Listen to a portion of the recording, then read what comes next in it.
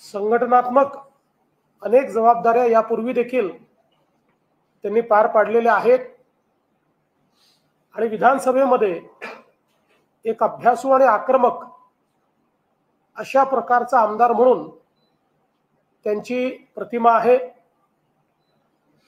विशेषतः मुंबईच्या प्रश्नांची जाण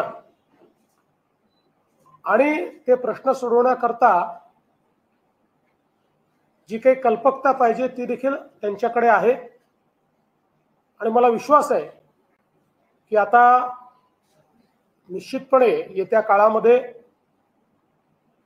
त्यांच्या नेतृत्वामध्ये भारतीय जनता पार्टी मुंबईमध्ये आपली घोडदौड ही राखेल आणि पुन्हा एकदा मुंबई महानगरपालिकेमध्ये महायुतीचीच सत्ता येईल हा विश्वास मला आहे आणि त्याकरता सर्व प्रकारच्या संघटनात्मक जबाबदाऱ्या ते निश्चितपणे चांगल्या पद्धतीने पार पाडतील। मुंबईतले सर्व ज्येष्ठ नेते त्यांच्या पाठीशी आहेत।